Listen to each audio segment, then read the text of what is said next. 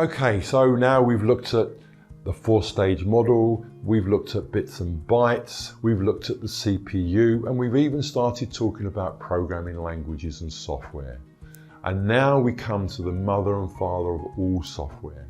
And this is what makes our computer run. Now, if we just had hardware, nothing would happen. Hardware needs the software. And specifically, we need the software that understands how a user interacts with the machine. And so we're going to look at operating systems, the mother and father of all software that helps our computers understand what we want and run the systems. And we're going to talk about the different types of operating system, the history of operating systems, a quick look at how they've developed. And then we're going to have a look at the job that the operating system does. And we'll get just a little bit technical on this to understand the type of things that the operating system does for us. So, how do we make a computer work? Well, we have this diagram here where we have our hardware, which is all the things that we can smash when we get frustrated. Anything physical. But how do we talk to that hardware?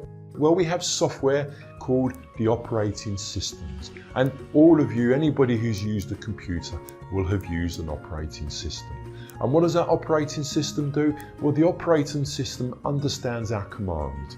When we type on a keyboard, it knows how to interpret what we're putting through on a keyboard. When we click a mouse, it knows what we're clicking on and what we're doing. Although, slightly different, this graphical user interface, but we'll talk about that later on. And the applications that we use and need to talk to other hardware, the operating system allows them to talk to those pieces. How do we know how to save something? Well, because the operating system knows where our file structures are and how to save things. So our application sits on the top of the operating system, and then along comes us, the poor old user. And how many people I've heard as technophobes because finding a way around here and finding a way around, yes, it's very, very difficult sometimes. And it all depends on how that software is written. And it all depends on how effective that operating system is. And it's the operating system that does all the donkey work that helps us to do what we need to do. So let's investigate the operating system. Let's have a look at some of the operating systems that are out there. I'm sure you're all familiar with Windows, because Windows has got a market share of around about 76%, apparently. Most home users and home computers use the Windows operating system. And it's a good story the way the whole thing's built up, but we'll go into that a little bit later on. In second place comes the Mac OS. And the Mac OS works obviously with Mac computers, Apple computers. And it comes in at second place around about 17–18%, which is quite a long way back from Windows. And then finally comes Linux in third place. But even though it's not used very much by home users, it's the dominant server software in terms of things like supercomputing, in terms of the internet, in terms of the type of servers that we go off to download our web pages. Now, the majority of this stuff is used using Linux. So let's move over to more the mobile market. That's the computer market. What about the mobile market? Well, I'm sure a lot of you who've got smartphones are very used to using something called Android. And the Android system, written by Google, which uses Java and a few other things, it's got a share of 72% of the market. Quite high, very, very dominant in the smartphone market. And then behind that comes Apple's iOS with about 12%. Even though Apple started the whole thing off and used on their phone system, used their operating system, the competitors got in there quite quickly. And the good thing about the competitors is it's a standard for any other phones throughout the world.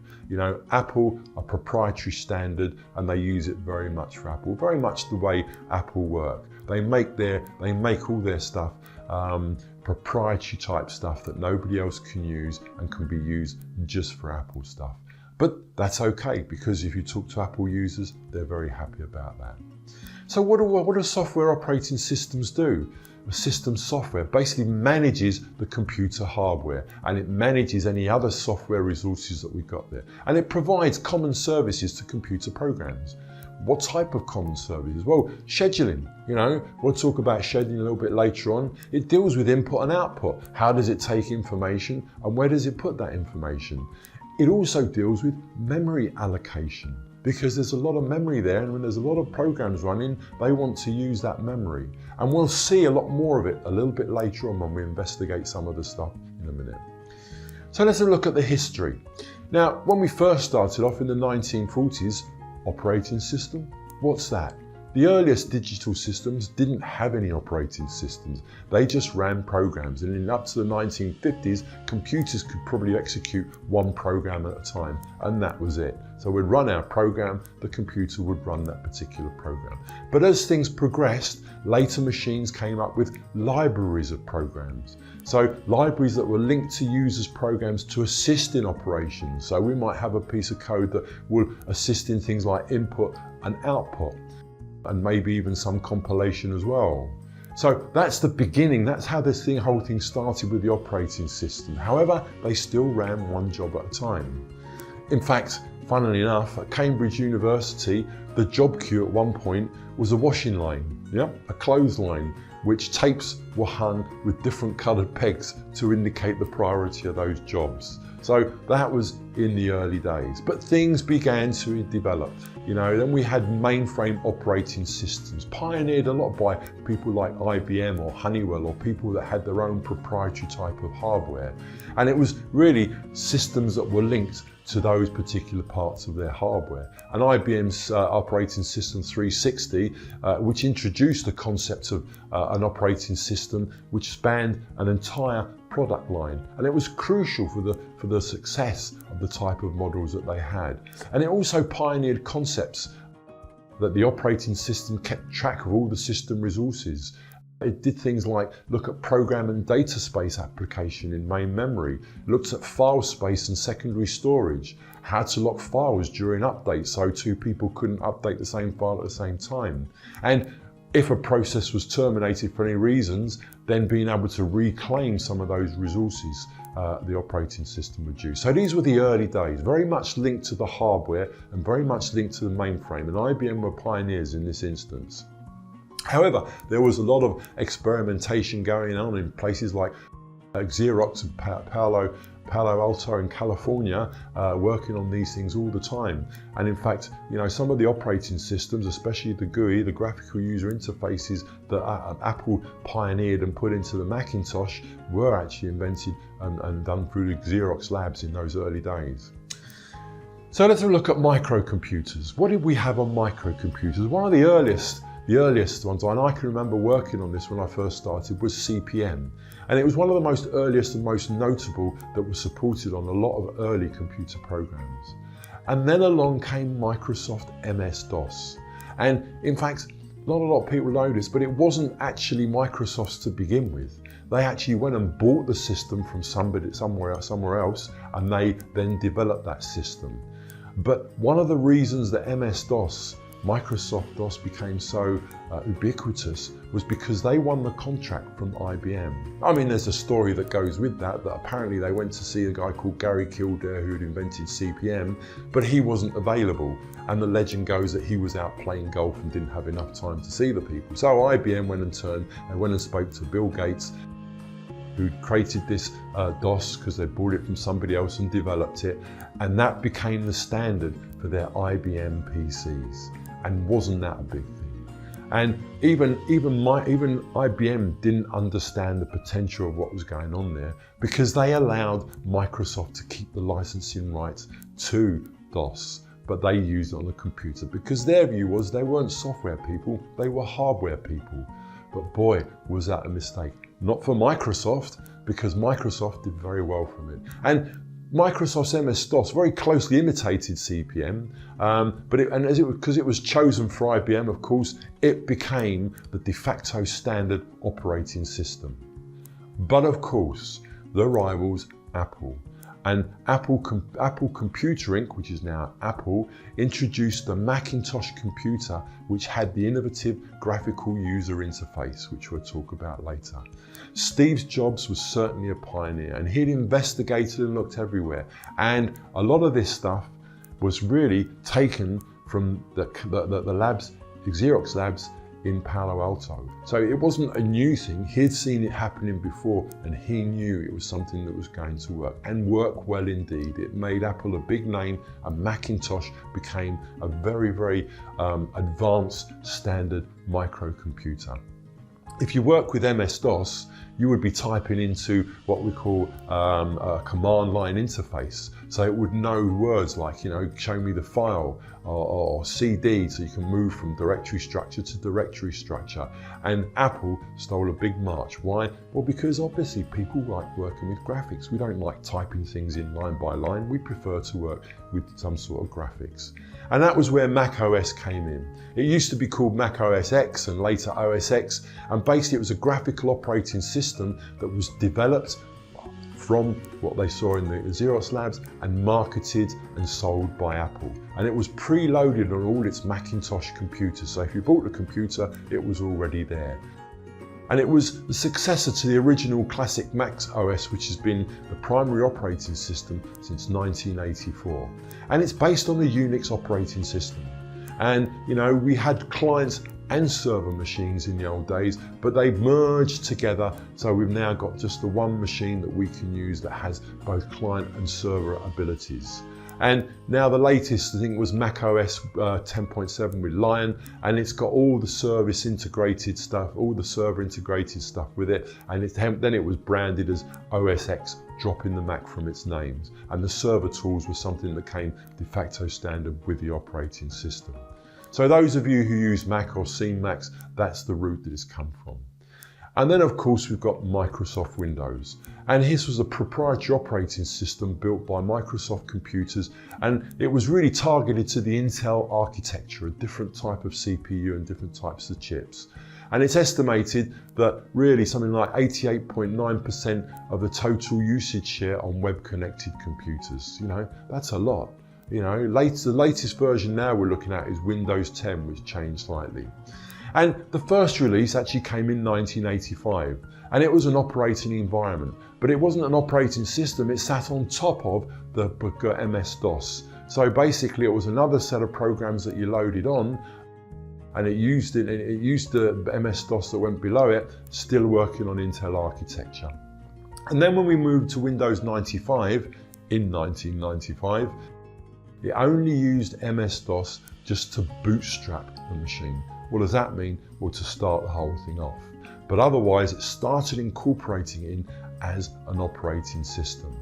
And then eventually we got to Windows ME in the year 2000.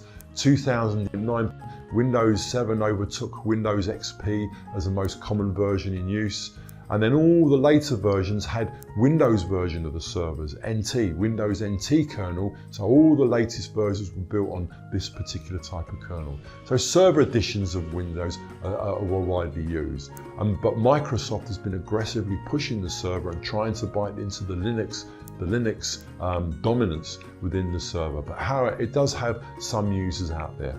Windows isn't as widespread as it is on personal computers and servers, because it actually competes against Linux for the server market share, which Linux has got quite a big dominance over.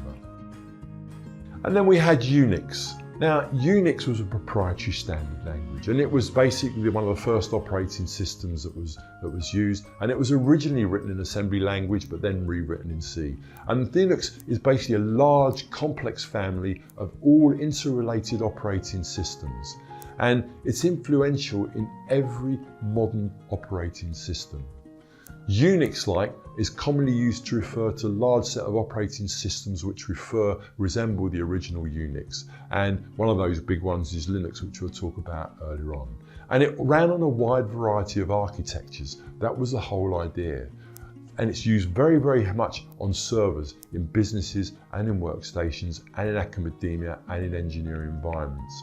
So just because we use Windows as home users, that's not necessarily mean that there isn't other operating system. there is Unix and Linux-like that we can see working on more commercial business type areas and working with servers. Some microsystems had something called Solaris, which could run on different types of hardware, so they did a lot there. You have Apple macOS, which replaced Apple's earlier non-using macOS, so we had something of a hybrid kernel using a little bit of Unix, and then we have something of a bit of a standard called POSIX, and it was really created for various Unix variants. And the idea is that POSIX standard can be applied to any operating system. So Unix was one of the first languages that started really working on the computers and working as a proper operating system. But the trouble was it was proprietary. So then we had something called Linux come along. And we originally started off as GNU, which stands for GNU not Unix, GNU not Unix. And it was created as a free software replacement for the Unix operating system. And it was very highly successful in duplicating the functionality of the various parts of Unix. But then along came, in 1991, along came Linux. And Linux was created by a Finnish student called Linus Torvalds. He had cooperation from volunteers and graduates that as the ball rolled along, more and more people joined in to help, and they released the first version of the Linux kernel. And then it merged with GNU or GNU to form a complete operating system and got known as Linux. And you will see different variations of this all over the internet or all over anywhere you go to have a look at. So Linux was originated in 1991 by Linus Torvalds. It's very Unix-like, but was developed without any Unix code, and it's an open license type model. So, you know, we talk about freeware and open licenses and open software, so people don't capitalize it, and that's the way we seem to have gone. So the code is available for study and modification. So you can actually go in and you can modify some of this stuff and put your modifications up there for people to use.